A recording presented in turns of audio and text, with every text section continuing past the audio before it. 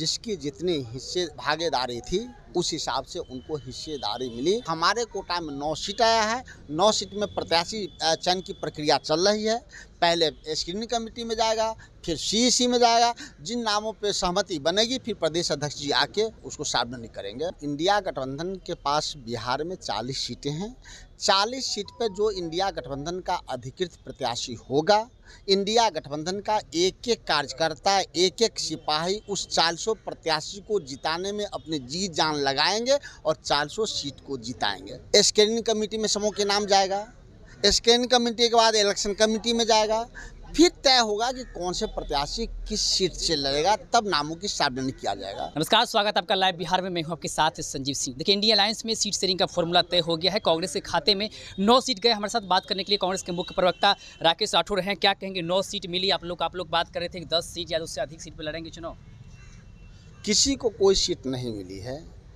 India गठबंधन के सब घटक दल बहुत सौहार्दपूर्ण वातावरण में जिसकी जितनी हिस्से भागीदारी थी उस हिसाब से उनको हिस्सेदारी मिली और बहुत ही सौहार्दपूर्ण वातावरण में देर ही सही लेकिन दुरुस्त के साथ आज इंडिया गठबंधन के राज्य इकाई के सभी शीर्ष नेतृत्व एक साथ 400 सीट का ऐलान किया।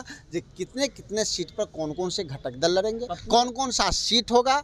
हमारे कोटा में 9 सीट आया है। 9 सीट में प्रत्याशी चयन की प्रक्रिया चल रही है। पहले स्क्रीनिंग कमेटी में जाएगा, फिर सीईसी में जाएगा। जिन नामों पे सहमति बनेगी फिर प्रदेश अध्यक्ष जी आके उसको सार्वजनिक करेंगे। पप्पू यादव ने अपनी पार्टी का विलय कांग्रेस में कर लिया और पूर्णिया लोकसभा सीट से अभी भी बोल रहे हैं कि चुनाव वहाँ से लड़ेंगे, चाहे जो भी हो। उनको आप तो सीट आप लोग खाते में नहीं हो, तो आरजेडी की तरफ चला गया। आके क्या होगा पप्पू यादव का? कांग्रेस पार्टी और इंडिया गठबंधन के पास बिहार में 40 सीटें हैं। 40 सीट पे जो इंडिया गठबंधन का अधिकृत प्रत्याशी होगा, इंडिया गठबंधन का एक एक कार्यकर्ता, एक एक सिपाही उस 400 प्रत्याशी को जिताने में अपनी जी जान लगाएंगे और 400 सीट को जिताएंगे। देखिए, सवाल ये है कि आप लोग को प्रेस कॉन्फ्रेंस होने के बाद पप्पू यादव बोल रहे हैं कि हम लड़ेंगे, पूर्णिया से लड़ेंगे, और आप लोग के पार्टी में उन्होंने विलय कर लिया। आखिर पप्पू यादव अगला कदम क्या होगा? अगर वहाँ से वो निर्दलीय लड़ते हैं तो क्या कांग्रेस का समर्थन रहेगा? इंडिया गठबंधन के जो 400 सीट की घोषणा की गई है, जिसमें 26 आरजेडी के पास, 9 कांग्रेस के पास, 5 वामपंथियों के पास, और सीटों के बारे में भी दिया गया कि कांग्रेस के कोटे में कौन कौन सा सीट आया है। किशनगंज, कटिहार, भागलपुर, समस्तीपुर, मुजफ्फरपुर, पटना साहिब, सासाराम, पश्चिमी चंपारण और महाराजगंज, यहाँ कांग्रेस के प्रत्याशी होंगे। वामपंथ के जो 5 सीटें दी गई हैं वहाँ वामपंथ के प्रत्याशी होंगे। बाकी जो 26 सीटें हैं वहाँ आरजेडी के प्रत्याशी होंगे और यही इंडिया गठबंधन का अधिकृत प्रत्याशी ये होंगे। 9 सीट जो मिला है कांग्रेस को, क्या इस 9 सीट में से पप्पू यादव कहीं से चुनाव लड़ सकते हैं? कांग्रेस पार्टी में किसी प्रवक्ता की हैसियत नहीं है कि समान तरीके से किसी के बारे में बोल दे जो कौन आदमी कहाँ से चुनाव लड़ेगा। हमारी ये बड़ी प्रक्रिया है। अभी स्क्रीनिंग कमेटी में समूह के नाम जाएगा। स्क्रीनिंग कमेटी के बाद इलेक्शन कमेटी में जाएगा। फिर तय होगा कि कौन से प्रत्याशी किस सीट से लड़ेगा, तब नामों की सार्वजनिक किया जाएगा।